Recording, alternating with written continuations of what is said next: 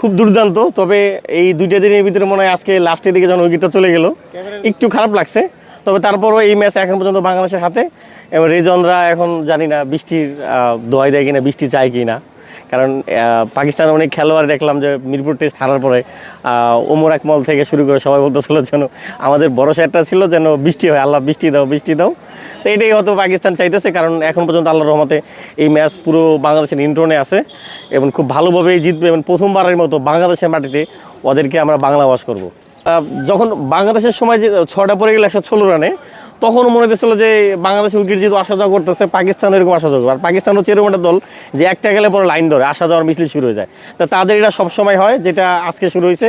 আর সবচেয়ে দুর্দান্ত ছিল বলা যায় যে বাবর আজমের মানে উইকেটটা, আমাদের রানার উইকেটটা, মানে মনে হচ্ছে তাকে মানে এত পেস বল ছিল, মানে নিজের শরীর বডি বাঁচাইতে যেয়ে মনে হয় আউট হয়ে গেল গা। তা দুর্দান্ত ছিল। তা সব কিছু মিলে বলবো যে কালকে লিটন দাসের ইনিংসটা অসাধারণ ছিল। তবে এই ইনিংসের সবচেয়ে বেশি যদি ক্রেডিট দিতে হয় মানে তাসকিন, শরীফুল, তারপরে আমাদের তাইজুল, এদেরকে দিতে হবে। কারণ এরা যদি ওই সময় সাপোর্টটা না দিত লিটন দার এত রান হতো না।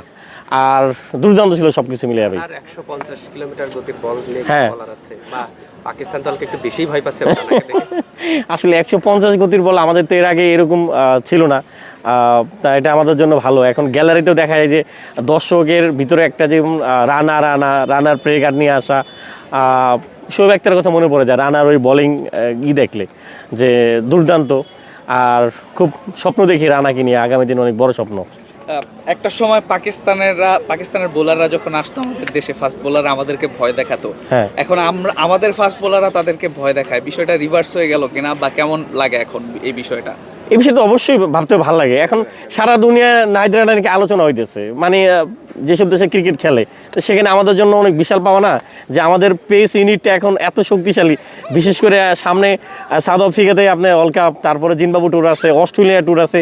আমার মনে হয় যে রানা, তাসকিন, তারপর শরীফুল, এই যে বাংলাদেশের পেসার দিয়ে আক্রমণ, এটা মনে হয় যে যেটা বাংলাদেশকে অনেক দূরে নিয়ে যাবে, খুব খেলার জন্য খুব সহজ হবে মানে ওই উইকেটে বাংলাদেশের জন্য।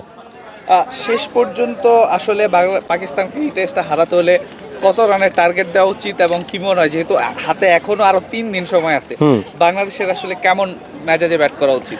আজকে আপনার জয়ের আর মোমিনুল ভাইয়ের পার্টনারশিপটা সেই পার্টনারশিপ ছিল, কারণ ভালোটা পার্টনারশিপ। কারণ দেখা যায় ওই সময় আউট হয়ে যায়, সেই ক্ষেত্রে ও যে ইনিংসটা খেললো ওয়ানডের মতো খেললো, একটা ভালো একটা মানে পার্টনারশিপ করলো। তা আমার মনে হয় যে এটাতে খুব ভালো হবে। শান্ত কি আগামীকালকে আসলে ঢাকার মতো আরেকটা সেঞ্চুরি পাবে কিনা?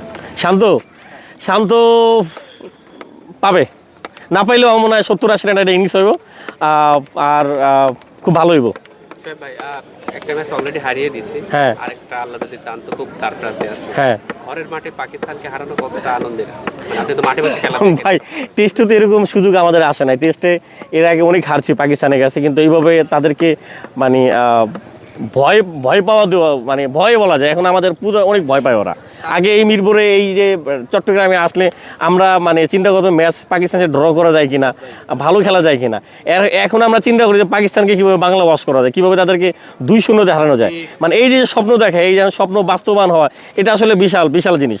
এই সুযোগটা আমার মনে হয় যে যখন বাংলাদেশ অস্ট্রেলিয়া 2টা টেস্ট খেলতে যাবে, এখানে যে খুব ভালো কাজে লাগাইতে পারবো। কারণ এই মোমেন্ট টাইমগুলো যখন মনে করবো না যে আমরা তো ওদেরকে হারাইছি, আর আমরা টেস্টে ছিলাম কয় নাম্বারে, 8 নাম্বারে ছিলাম সম্ভবত, এখন 6 নাম্বারে। এই টেস্টটা হারাইতে পারলে মনে আমরা হয়তো 4-5 ছিলাম, এটা আমাদের জন্য আসলে বিশাল একটা পাওয়া হবে। পাকিস্তানকে ম্যাচ হারের পর কি অজুহাত দেবে যে আমরা নরমাল প্লেয়ার নিয়ে গেছি? অজুহাত দেওয়ার কোনো কারণ নাই ভাই। যেই টিমে বাবর, রেজওয়ান, মানে এত ভালো ভালো খেলোয়াড়, সেই টিম আসলেই মানে কোনোই নাই, সুযোগ নাই দেওয়ার। একটাই সুযোগ দিতে পারে, ওই বৃষ্টি আবহাওয়া সব কিছু মিলে একটা গর্জন হবে এবার বাংলাদেশের, জয়ের গর্জন। সাবাস।